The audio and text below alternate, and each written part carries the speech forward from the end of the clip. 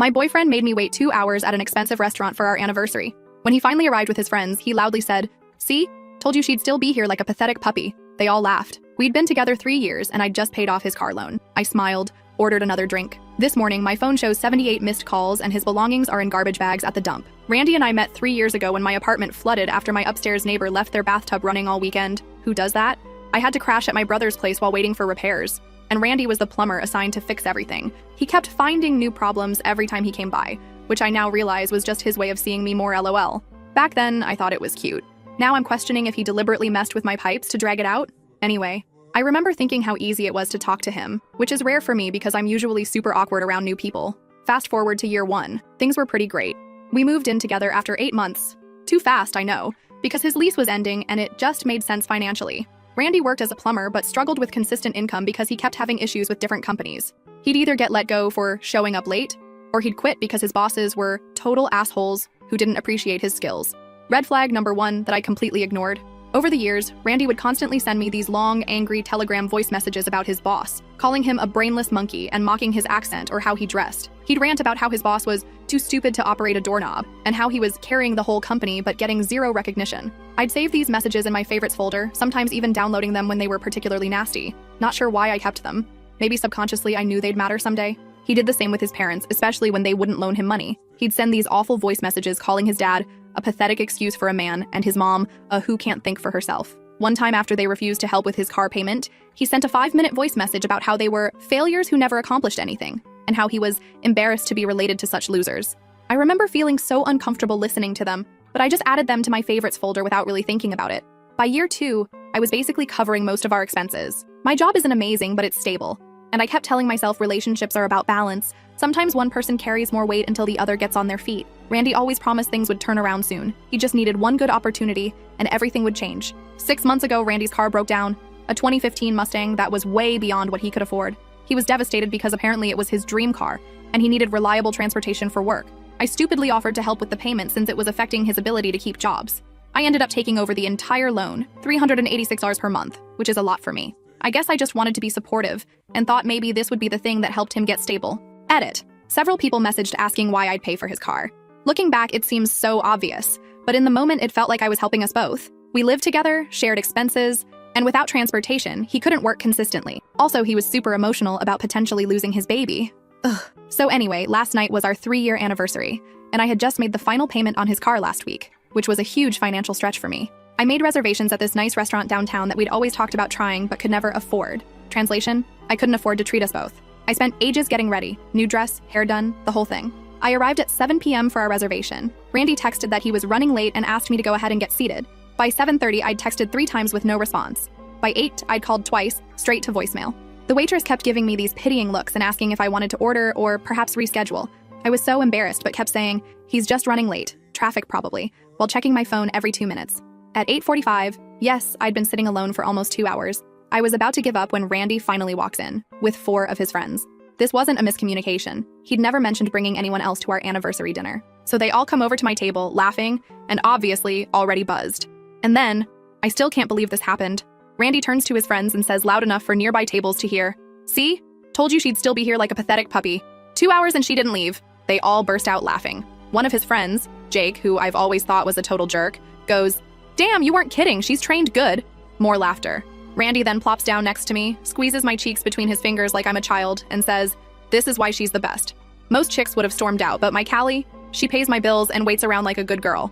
Then he looked at me with this disgusting smirk and said, "Aw, did you think this was going to be some romantic dinner? That's adorable. We have a poker game after this. I just needed to make sure you were good for the next payment first." When I didn't respond, he grabbed my chin roughly and turned my face toward him, saying, "Hello? Earth to Callie? God, you're pathetic sometimes. Say something, or are you just going to sit there looking like a sad puppy?" His friends thought this was hilarious. I literally couldn't breathe. 3 years together. I had just dropped nearly $12K paying off his car. And this is what he thought of me? This is what he told his friends about me? That I was some pathetic doormat he could treat however he wanted? The server came over, looking super uncomfortable, and asked if we were ready to order. I remember smiling, somehow, and saying, "Actually, I'd like another glass of wine first." Randy and his friends ordered a bunch of expensive appetizers and drinks, still making occasional jokes about my patience and how lucky Randy was to have found someone so understanding. Randy then pointed at me and told the server, "Don't worry about bringing her food, though. She's watching her figure. Another few pounds and we'd need a bigger table." Everyone laughed while I sat there completely humiliated. After my wine arrived, I took a long sip, placed it down carefully, and said I needed to use the restroom. Randy barely acknowledged me. He was busy entertaining his friends with some story about his boss being an idiot. In the bathroom, I stared at myself in the mirror for a solid 5 minutes. I wasn't crying. I wasn't even angry yet. I was just done. 3 years of making excuses for him, 3 years of carrying us financially, 3 years of ignoring red flags. And this is what he really thought of me? That's when I made a decision. I wasn't going to make a scene. I wasn't going to cry or yell or throw drinks. No, Randy deserved something much more calculated. I opened Telegram and scrolled through all those saved voice messages from Randy, the ones where he trashed his boss as incompetent and fraudulent, and his parents as pathetic failures. I had dozens of them saved in my favorites folder, some even downloaded to my phone. I texted my friend Emma, who lives nearby, and asked if she could pick me up in 10 minutes. Then I went back to the table, smiled at everyone, and excused myself again, saying I needed to make a quick call about a work emergency. As I walked out, I stopped by the server and quietly paid for my wines and only my wines on my card. I told her the gentleman would be covering the rest of the bill. Then I walked out, got into Emma's car, and blocked Randy's number before he could even realize I was gone. But here's the thing. I didn't just block his number. I had a plan forming. See, over the years, I'd helped Randy with countless tech issues. I had access to his email, his cloud accounts, his banking app to make those car payments, and even his social media. And let's just say I know exactly how information can be shared most efficiently. That was just last night. This morning, I woke up to 78 missed calls from numbers I didn't recognize, his friends probably, and the most satisfying string of panicked texts from Randy's work phone begging me to please talk to him. And it was just a joke and asking, what did you do? What did I do? Well, that's a story for tomorrow when I have more time to write it all out. Let's just say his boss and parents received some very interesting Telegram voice clips this morning, and that car he loves so much. Turns out when you cancel the final payment and provide the lender with evidence of fraud, they take repossession very seriously. More to come. I need to finish packing up his things for their new home at the local dump. Edit. Thank you for all the support in the comments. For those asking if this is real, unfortunately, yes. For those worried about legal issues, don't be. Everything I did was 100% within my rights. I'll explain more in my next update. First update. So many of you asked for an update on what happened after I left the restaurant, so here we go. So after Emma picked me up from the restaurant, I was in this weird calm state. Like, I wasn't even crying, which is not normal for me. I literally tear up at dog food commercials. I think I was just in shock. Emma kept asking if I was okay, and I remember just staring out the window, thinking about all the voice messages I had saved from Randy over the years. When we got to Emma's apartment, I finally broke down. Like ugly crying with mascara everywhere, the whole thing. Emma just sat with me, brought ice cream, cookie dough, my absolute fave, and let me vent for like 2 hours straight. She didn't even check her phone once, which is basically friendship goals. Around midnight, my phone started blowing up with texts from Randy. At first, they were angry like, "Where TF did you go?" And "You seriously ditched me with the bill?" Then they switched to this fake concern. "Are you okay? And just let me know you're safe." By 1 a.m., he was sending these long paragraph texts about how it was just a joke and how I was overreacting. Classic gaslighting BS. I didn't respond to any of them. Instead, I made a list. I'm a notorious list maker, LOL, of all the accounts I had access to. 1. His email, from when I helped him job hunt. 2. His Instagram, he always forgot his password. 3. His iCloud, set up on my laptop from when his broke.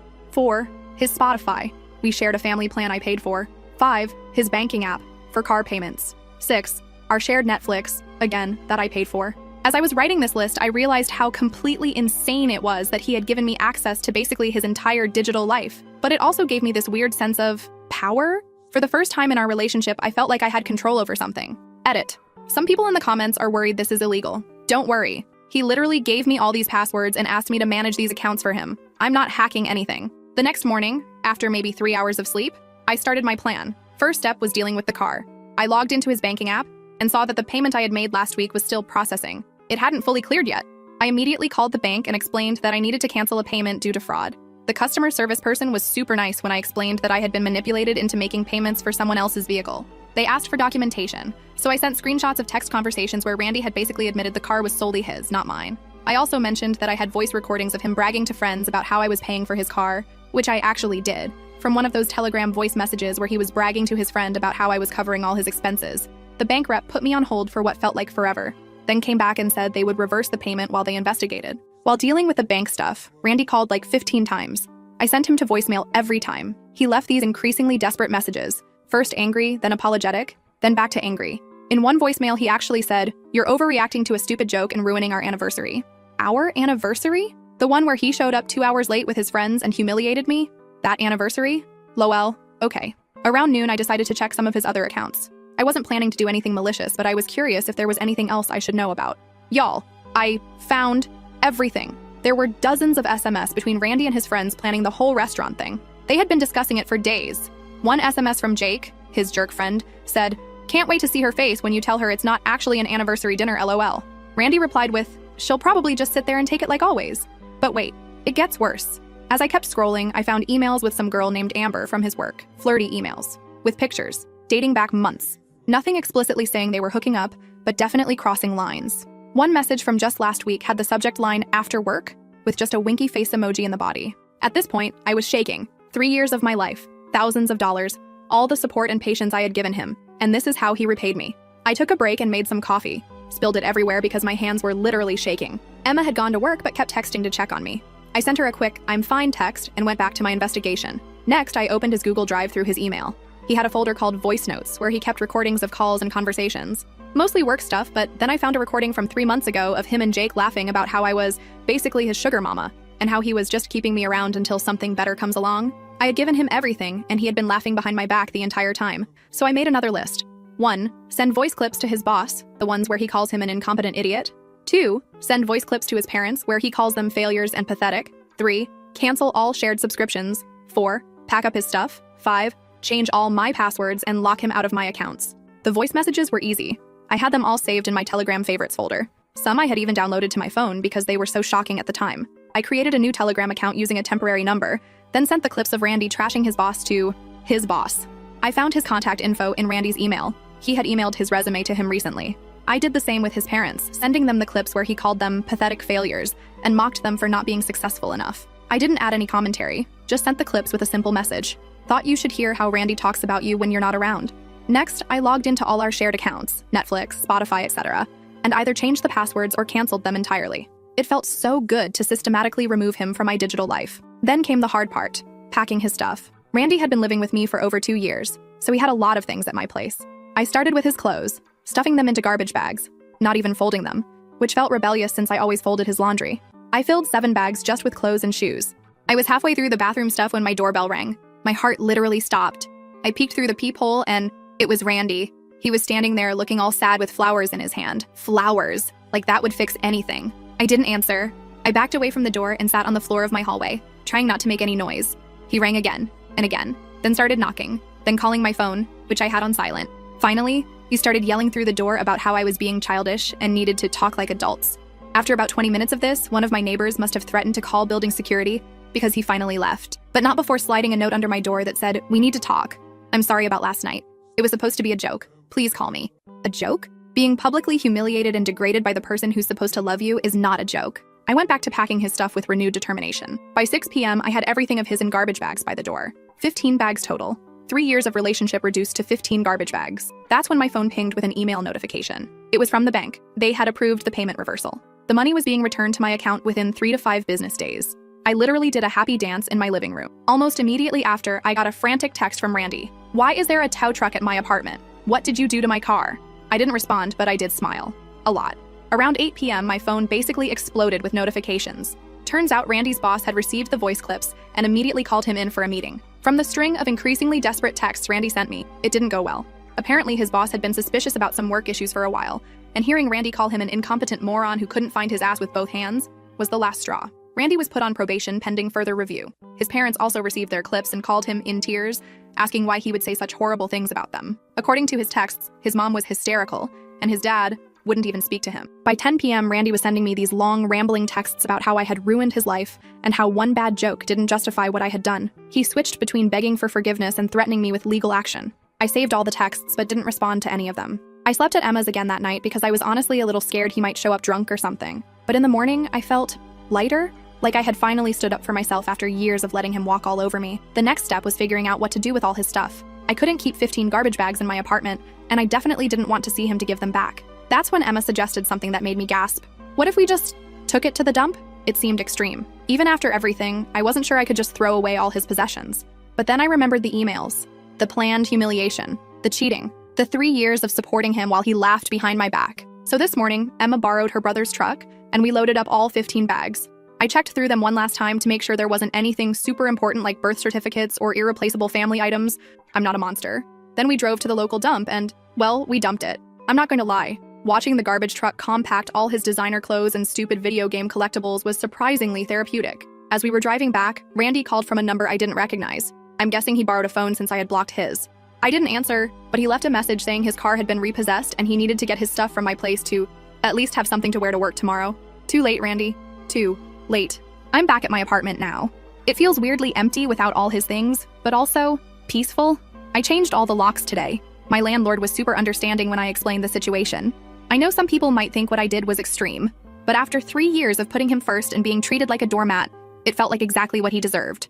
More updates to come as the fallout continues. His friend Jake has been blowing up my phone with angry messages, and apparently Amber from work is now confused about why Randy is suddenly being so cold to her. The dominoes are still falling. Edit. For those asking about legal issues, don't worry. I checked with a friend who knows about this stuff. The car was in his name, but I made the payments as gifts. I was never legally responsible for it. Plus, I kept all the really important documents I found. I'm not that petty, lol. Second update. Y'all are literally the best. The support on my last post was insane, and so many of you wanted another update. So here's the tea on everything that's happened in the past week since Randy's belongings found their new home at the local dump, lol. So anyway, the morning after the dump trip, I woke up to this weird scratching sound at my apartment door. Like, not loud enough to be knocking, but definitely someone was there. I checked my doorbell cam. Thank God I installed one last year after that package thief situation in my building, and saw Randy sitting on the floor outside my door, looking completely wrecked. His hair was all messed up. He was wearing the same clothes from 2 days ago, and he was just writing something. I turned up the volume and realized he was sliding notes under my door one by one. I tiptoed to the door, still in my PJs, and saw like 7 little paper notes that had been pushed under. Each one had a different message. Please talk to me. I need my stuff for work. My boss is going to fire me. My parents won't talk to me. My car is gone. What did you tell everyone?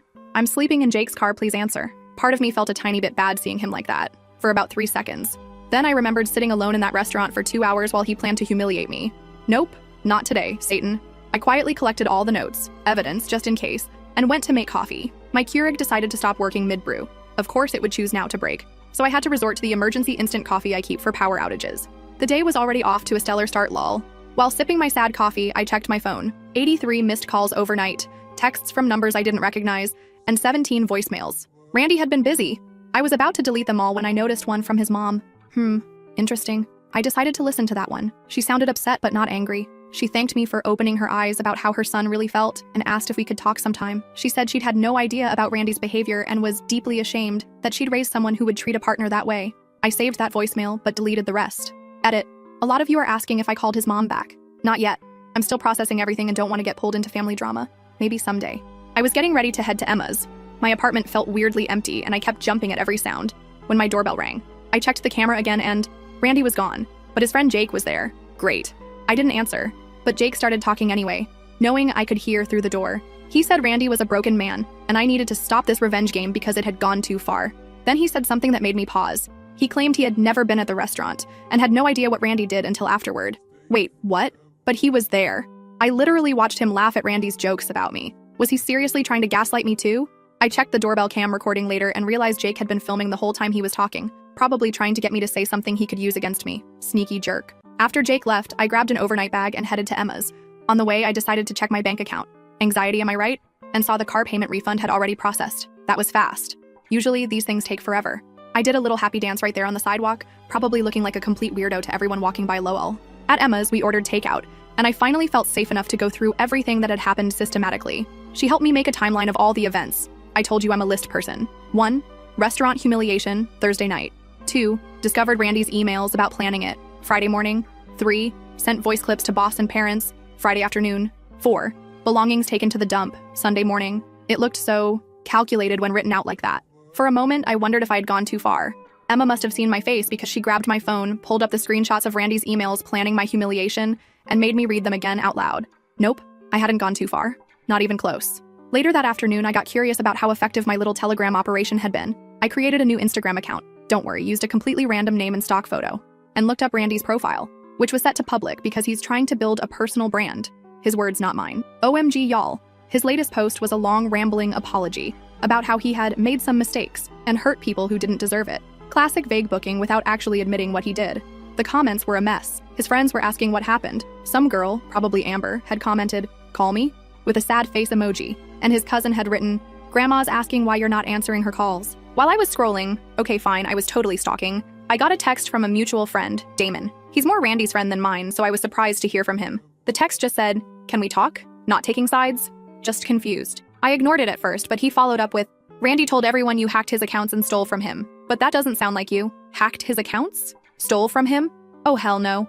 I called Damon immediately. He picked up on the first ring and sounded genuinely shocked to hear from me. The conversation was illuminating. According to Damon, Randy had told everyone a completely different story. He claimed I had gone psycho after a tiny joke at dinner, hacked into his personal accounts, stolen money from him, and destroyed all his possessions out of female hysteria, his actual words. He was painting himself as the victim of a crazy ex-girlfriend. I took a deep breath and asked Damon one question. "Do you want to know what really happened?" When he said yes, I didn't hold back. I told him everything. The 2-hour wait, the public humiliation, the discovery of the planned emails, the voice messages Randy had sent about his boss and parents, the fact that I had been paying for his car while he mocked me behind my back. I even played him one of the voice clips I'd saved, where Randy called me his personal ATM to his friends. There was a long silence on the phone. Then Damon just said, "Holy shit, he's been lying to all of us." Apparently, Randy had been spinning stories about me for months to his friend group, claiming I was clingy, financially controlling, and emotionally unstable. None of it was true, but they had believed him because, well, he was their friend. Damon apologized for not reaching out sooner and asked if he could tell the others the truth. I said he could share what I had told him. The next morning, I finally felt ready to go back to my apartment. Emma came with me. She's seriously the best friend ever, to make sure Randy wasn't lurking around. The hallway was clear, but there were more notes under my door. This time they were angrier. "You're ruining my life," and "You'll regret this," and my personal favorite, "I know what you did with my stuff." Yeah. I took it to the dump. That wasn't exactly a secret lol. I spent the day deep cleaning my apartment and rearranging furniture. It's amazing how moving a couch to a different wall can make a space feel completely new. I threw out the sheets from our bed, too many memories, and ordered new ones online. I even hung up some art prints I'd been keeping in the closet because Randy thought they were too girly. My apartment was becoming mine again. Wednesday morning brought a new development. I got an email from Randy's workplace. Not from his boss, but from HR. They were investigating a situation and wanted to know if I would be willing to provide any relevant information about Randy's professional conduct. I'm guessing his boss showed the voice clips to HR after putting Randy on probation. I replied that I would share what I knew, which was limited to voice messages Randy had sent me voluntarily, where he discussed his workplace and colleagues. I emphasized that I hadn't recorded anything myself or obtained anything illegally. They seemed satisfied with that and asked me to forward any relevant messages. I sent them 3 of the worst ones, where Randy called his boss incompetent, claimed to be doing his boss's job for him, and admitted to taking extended breaks without telling anyone. I don't know what happened after that, but Randy's Instagram that evening had a cryptic post about unemployment in America. So, draw your own conclusions, LOL. Thursday was when things got weird. I was at the grocery store when I literally ran into Randy's mom. Awkward. I tried to smile politely and move on, but she stopped me. She asked if we could talk for a minute. She wasn't angry at all. Instead, she thanked me for sending those voice clips.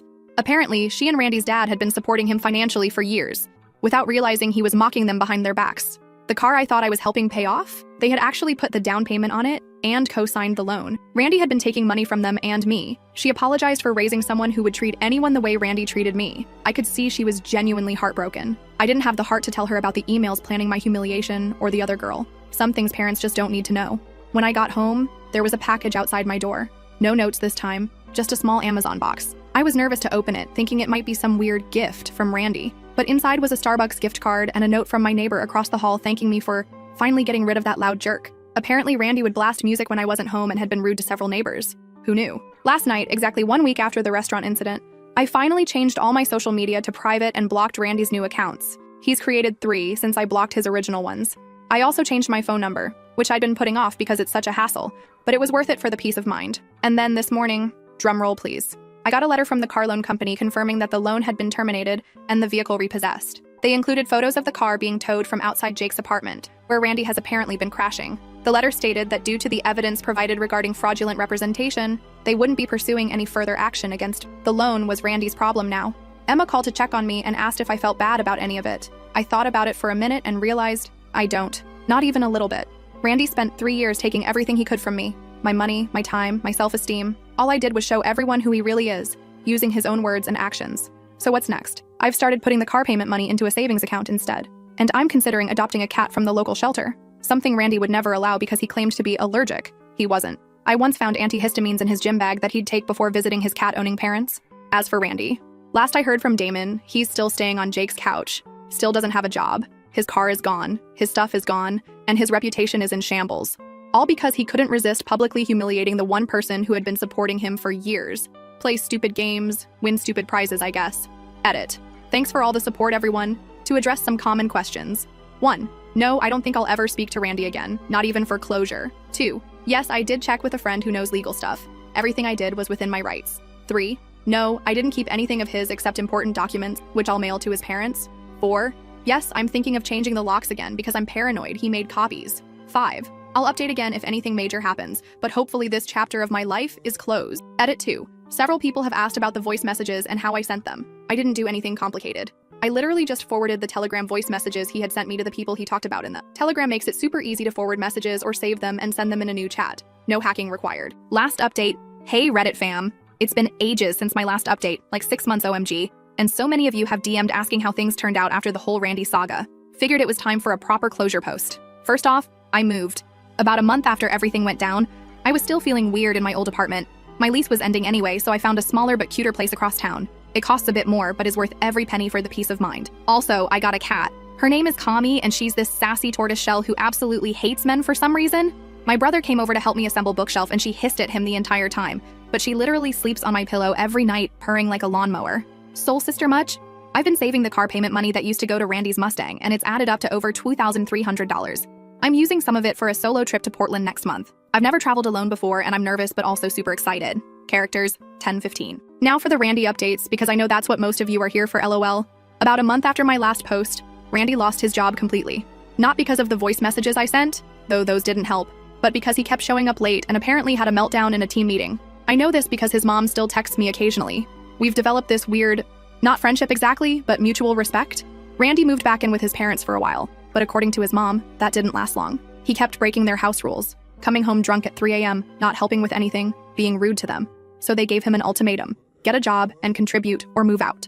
He chose to move out and is now apparently crashing on various friends' couches, though his friend circle has shrunk dramatically. His car was sold at auction by the loan company, and get this, it sold for less than what was still owed on it, so he still has to make payments on a car he doesn't even have anymore. His mom said he tried to blame me legally for this, but his own lawyer told him he didn't have a case, since the payments I made were considered gifts, and I had evidence of his fraud. The girl from his work, Amber, is now apparently his girlfriend, though from what I've heard through mutual friends, it's super toxic. She found out he was talking to other girls on Tinder while with her, but took him back anyway. They've broken up and gotten back together like 4 times already. Poor girl is where I was 3 years ago, and I genuinely hope she figures it out faster than I did.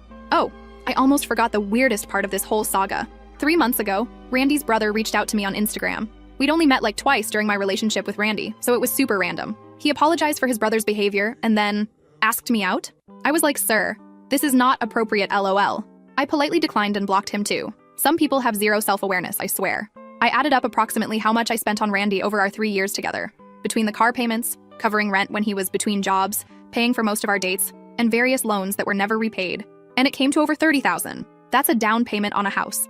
I could have traveled the world. I could have paid off my student loans. Instead, I funded the lifestyle of someone who called me a pathetic puppy to my face. Edit. Some people in the comments are saying I went too far by getting him fired and sending stuff to his parents. First, I didn't get him fired. His own words got him fired. Second, if you're still defending him after he planned and executed a public humiliation of someone who supported him for years, maybe examine why that is. Some of you have asked if I would ever consider talking to him again for closure or whatever. The answer is no. I don't need to hear his excuses or his side of the story. My closure came when I walked out of that restaurant 6 months ago. Everything since then has just been confirmation that I made the right choice. So that's where things stand, Reddit. If you take anything from my story, let it be this. When someone shows you who they are, believe them the first time. And if they call you a pathetic puppy, take their car and dump their stuff at the local landfill. That's just a joke, mostly.